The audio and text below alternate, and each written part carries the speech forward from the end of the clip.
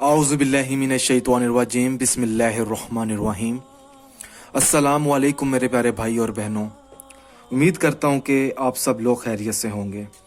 आज मैं इस वीडियो में ससुराल का मुंह बंद करने के लिए या किसी ऐसे शख्स का मुंह बंद करने के लिए जिसकी वजह से आपका रिश्ता ख़राब हो रहा है वो शख्स कोई भी हो सकता है, कोई दोस्त हो सकता है, कोई दुश्मन हो सकता है, कोई दूर का रिश्तेदार हो सकता है, या आपके ससुराल वाले हो सकते हैं, या रिश्तेदार हो सकते हैं, कोई भी।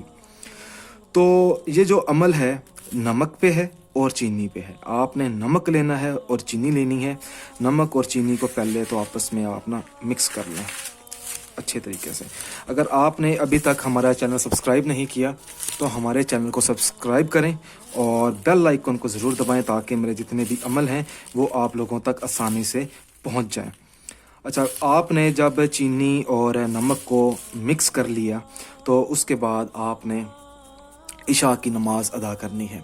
इशा की नमाज जैसे ही आप अदा करें तो उसके बाद आपने बिस्मिल्लाहिर्रहमानिर्रहीम और आपने उस शख्स का तसव्वुर करना है अपने जहन में, और इस चीनी पे और जो नमक आपने मिक्स किया होगा इसके ऊपर आपने 14 बार सूरत यासीन मुकम्मल पढ़नी है। और जब आप मुकम्मल पढ़ लेंगे तो उसके बाद आपने इस चीनी और नमक पर आपने फूंक मार देनी है।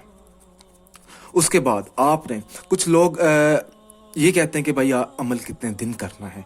ये जो अमल है ये आपने एक बार करना है अपनी ज़िंदगी में। इंशाल्लाह ताला 7 से 14 दिनों के अंदर अंदर आपको इस अमल का आपको रिज़ल्ट मिल जाएगा। उसकी ज़ुबान आपके लिए मीठी हो जाएगी इंशाल्लाह।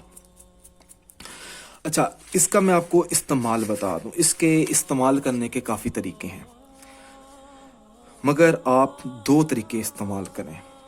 आप किसी चलते हुए पानी में ये नमक और चीनी बहा सकते हैं क्योंकि पढ़ाई की होगी आपने। और दूसरी चीज़ ये कि आप किसी तेज़ आग पे आप इसको जला सकते हैं। किसी बर्तन में रख कर इसको जलने दें आप चीनी और नमक को। इंशाल्लाह ताला जैसे जैसे ये जलेगी तो उस शख्स की जो ज़ुबान है वो भी जलना बंद हो जाएगी, मतलब कि वो आपके ख़िलाफ़ नहीं बोलेगा। अगर कोई ऐसी चीज़ है इस अमल के मुताबिक आपको जो समझ ना आई हो तो आप मुझसे रब्ता करके पूछ सकते हैं। इस वीडियो के नीचे कमेंट करके आप पूछ सकते हैं, या आपको मेरा नंबर इस वीडियो की डिस्क्रिप्शन में आपको मिल जाएगा। मगर आप एक चीज़ का ख़ास ख्याल रखिएगा कि इस अमल को सिर्फ जायज़ मकसद के लिए करना है। आपने किसी उल्ट मकसद में कामयाब होने के लिए नहीं करना। जज़ाकल्लाह।